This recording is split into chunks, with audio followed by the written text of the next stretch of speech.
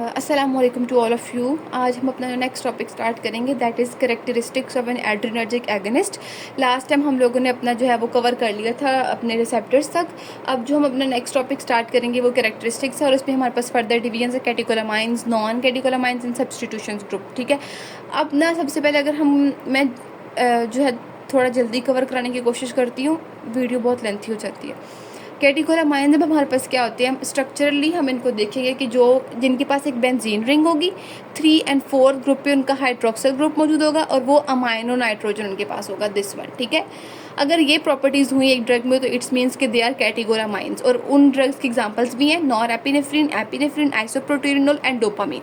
ये चारों हमारे पास कैटेकोलामाइंस इन नेचर होते हैं। अब इनका कैटेकोलामाइंस इन नेचर होने का ड्रॉबैक क्या है कि जैसे ही हम इनको बॉडी में एडमिनिस्टर करेंगे, हमारे बॉडी में जो एंजाइम मौजूद होंगे कैटेकोमिथाइल ट्रांसफेरेज और मोनोमाइन ऑक्सीडेज, वो इनको इनएक्टिवेट कर देंगी। जैसे वो इनको इनएक्टिवेट कर देंगी तो वो बॉडी से मतलब कि उनके पास हमें इतना डिज़ायर एक्शन नहीं मिलेगा। ठीक है, तो ये ड्रॉबैक होगा। लेकिन अगर हम इनको ब्रीफ पेरेंटली देते हैं तो मे बी ये थोड़े बहुत ड्यूरेशन के लिए ब्रीफली बॉडी में स्टे करें, ओरली ये फ़ौरन इनएक्टिवेट हो जाती है। एग्जाम्पल्स आपने मेमोराइज करने और प्रॉपर्टीज़ मैंने ऊपर बता दी हैं। नेक्स्ट हम लोग पढ़ेंगे नॉन कैटेकोलामाइंस। अब इनमें और इनमें डिफरेंस बस ये है कि इनके पास 3 और 4 पे हाइड्रोक्सल था, इधर खाली एक ही हाइड्रोक्सल है, हाइड्रोक्सल ग्रुप अटैच है। ठीक है, जो कि हमारे पास कैटेकोमिथाइल ट्रांसफेरेज और मोनोमाइन ऑक्सीडेज है ना, वो उनको जो है वो इनएक्टिवेट नहीं कर सकती because of their 1 hydroxyl group. और चूँकि इनएक्टिवेट नहीं कर सकती मीन्स के बॉडी में वो लॉन्गर ड्यूरेशन के लिए स्टे करेंगी। और इसमें एग्जाम्पल्स थी फिनाइल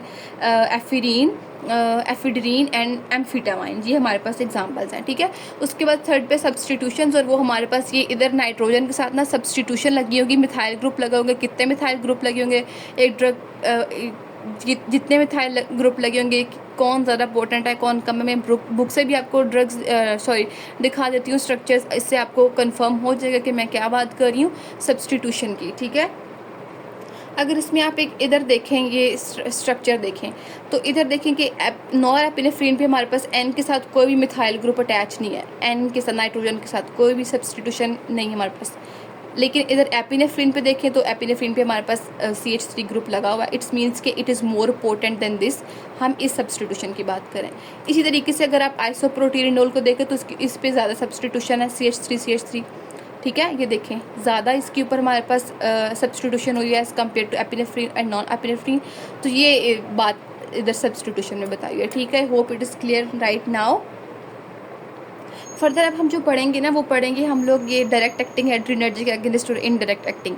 डायरेक्ट एक्टिंग क्या होता है, इनडायरेक्ट एक्टिंग क्या होता है, मैं वो इधर से थोड़ा सा बता देती हूँ। देखें हमारे पास डायरेक्ट एक्टिंग एगनिस्ट कौन होंगे, जो इधर रिसेप्टर्स पर आकर बाइंड करेंगे, अल्फा बीटा रिसेप्टर्स इधर आकर हमारे पास बाइंड करेंगे। ठीक है, और हमारे पास जो है ना ये इफेक्ट प्रोड्यूस करेंगे, यानी कि इफेक्ट को मिमिक करेंगे, इंक्रीज़ करेंगे, यहाँ पर आकर जो है ना अब ये अटैच होंगे इन रिसेप्टर्स पे। अगर हम बात करें डायरेक्ट एक्टिंग एगनिस्ट, ठीक है, एगनिस्ट ऑफ कोर्स उसने जो भी काम करना है इंक्रीज़ करना है, यानी कि रिसेप्टर्स पे आकर उसने बाइंड करना है, उसने हम लोगों को रिस्पॉन्स देना है।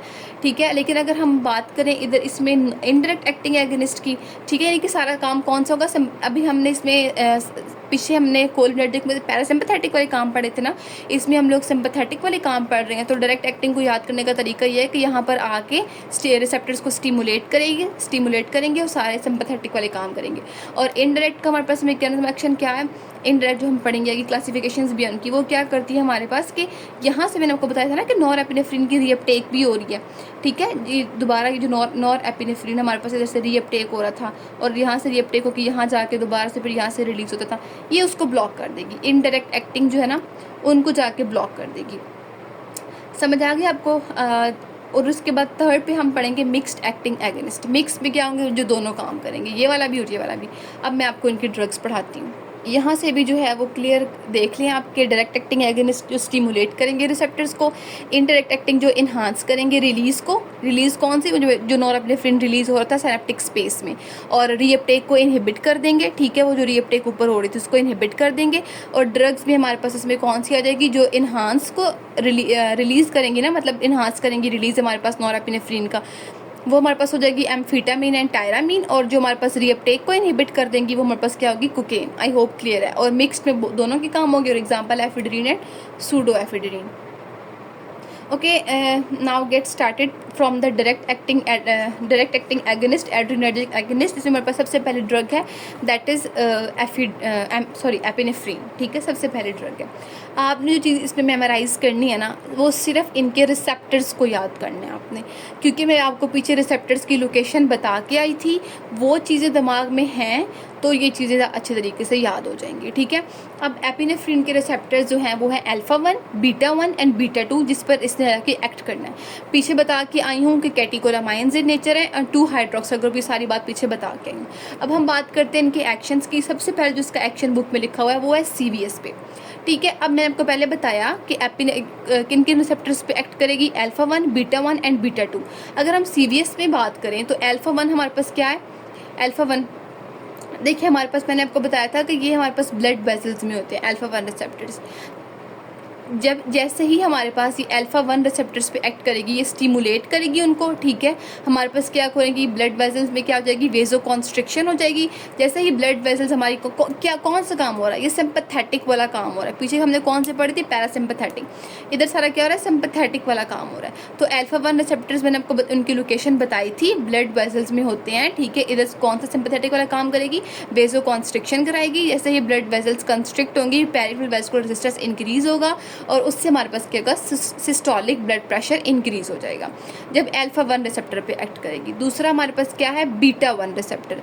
बीटा 1 रिसेप्टर में हमारे पास क्या है कि हार्ट रेट को इंक्रीज कर देगी। जैसे हमारे पास ये ड्रग इन रिसेप्टर्स पे एक्ट करेगी, हार्ट रेट को इंक्रीज कर देगी और कार्डिक आउटपुट को भी जो है ना हमारे पास इंक्रीज कर देगी। ये कौन से काम हो रहे हैं, सिंपैथेटिक वाले। मैंने आपको सिंपैथेटिक को पैरासिम्पैथेटिक का डिफरेंस बताया था, उसमें ये सारी बातें बता के, बस डिफरेंट रिसेप्टर पे जो एक्ट कर रही हैं चीज़ें, बस मैं आपको वो बता रही हूँ, ठीक है। उसके बाद बीटा 1 हमारे पास, मैंने आपको पीछे बताया था, हार्ट और किडनी में होता है। किडनी में हमारे पास क्या करेंगे, हमारे पास रिलीज़ करेंगी रेनन को, और रेनन ऑफ कोर्स हमारे पास एंग्यूटेंसिन 2 एंजाइम, जो ये रेनन हमारे पास एंजाइम है जो हमारे पास एंग्यूटेंसिन 2 की कन्वर्जन में इंपॉर्टेंट होता है, ठीक है। जैसे ही एंग्यूटेंसिन 2 हमारे पास जो है वो प्रोड्यूस होगा तो ये क्या करवाएगा, वेजो कॉन्स्ट्रिक्शन होगी हमारे पास। तो अगेन ये वाला प्रोसेस, यानी कि पेरिफेरल वैस्कुलर रेजिस्टेंस इंक्रीज और हमारे पास सिस्टोलिक ब्लड प्रेशर क्या हो जाएगा, इंक्रीज। दिमाग में चीज़ें पढ़ रही हैं ना, रिसेप्टर सारे पीछे बता के आई थी, कौन सा रिसेप्टर किधर लोकेट करता है, वो सारी चीज़ आपको क्लियर करवा के आई थी। और उसके बाद अब हम सिर्फ उन रिसेप्टर्स पे ड्रग की एक्शन देख रहे हैं, ठीक है। कार्डियोवैस्कुलर सिस्टम में हमारे पास कहाँ पे अल्फ़ा 1 कहाँ पे मौजूद थे, मैंने पीछे लोकेशन पढ़ के आई हूँ। उधर सारे सिंपैथेटिक वाले काम देख रहे हैं, बीटा 1 किधर मौजूद थे उसके सिंपैथेटिक वाले काम देख रहे हैं, बीटा 1 बीटा 2 किधर मौजूद थे उसके सारे काम देख रहे हैं। कोई मुश्किल नहीं है, ये कह समझिएगा कि पता नहीं क्या ही थ्योरी पढ़ा रही हूँ, ठीक है। अब बीटा 1 में हमारे पास इधर क्या होगी, वेजो कॉन्स्ट्रिक्शन अगेन, और हमारे पास ब्लड प्रेशर इंक्रीज। बीटा 2 हमारे पास क्या है, इसमें हमारे पास, मैंने आपको बताया था कि स्केलेटल मसल्स में होते हैं, ठीक है। स्केलेटल मसल्स में हमारे पास क्या होगा कि बीटा 2 अब इसमें ब्लड फ्लो को इंक्रीज करवाएंगे टुवर्ड्स द स्केलेटल मसल। कैसे, आपको याद करने के लिए मैंने यहाँ एक ट्रिक लिखी है कि लड़ाई करो और भाग जाओ, ठीक है। भागोगे, मसल्स आपके स्केलेटल मसल्स जो हैं उनकी मूवमेंट ज़्यादा चाहिए होगी, ब्लड फ्लो उनकी तरफ ज़्यादा चाहिए होगा। तो सिंपैथेटिक में ये था ना कि फाइट एंड फ्लाइट वाला रिस्पॉन्स, तो हमारे पास क्या होगा कि ब्लड फ्लो जो है ना वो ज़्यादा हो जाएगा।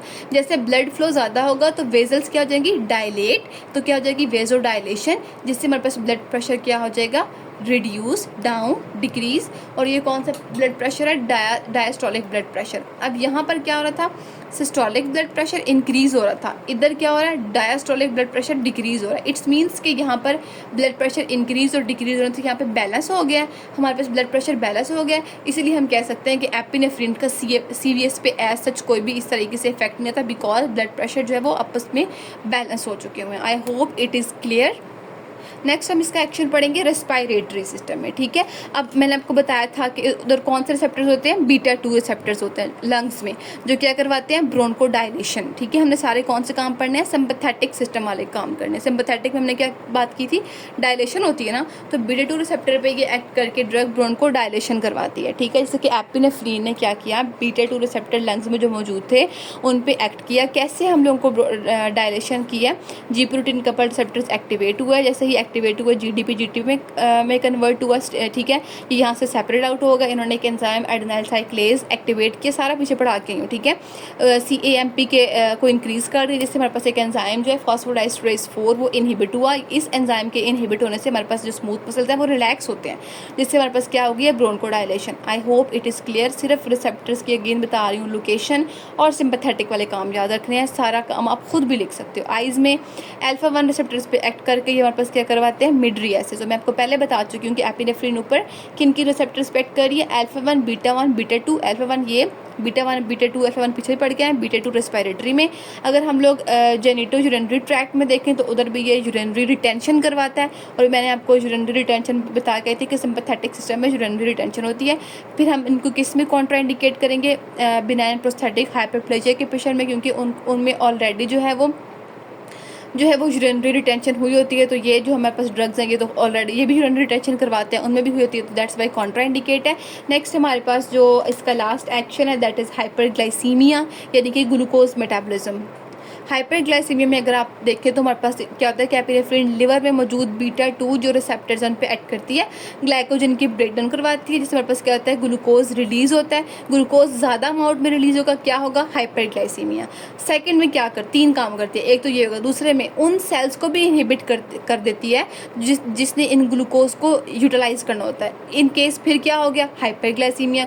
और थर्ड केस के जो इंसुलिन हमारे पास प्रोड्यूस हो रही होती है, ठीक है, इंसुलिन रिलीज़ हो रही होती है, उसकी रिलीज़ को भी इनहिबिट किया। जाहिर सी बात है इंसुलिन रिलीज़ होगी तो ये ग्लूकोज को लेवल अपटेक करके हमारे पास बैलेंस करेगी ताकि पेशेंट को डायबिटीज़ ना हो, लेकिन इंसुलिन की रिलीज़ को ही इनहिबिट कर रही है, इससे क्या होगा, हाइपरग्लाइसीमिया, ठीक है। तो इट्स मीन्स कि हमारे पास ये क्या कॉज करती है, ग्लूकोज मेटाबॉलिज्म।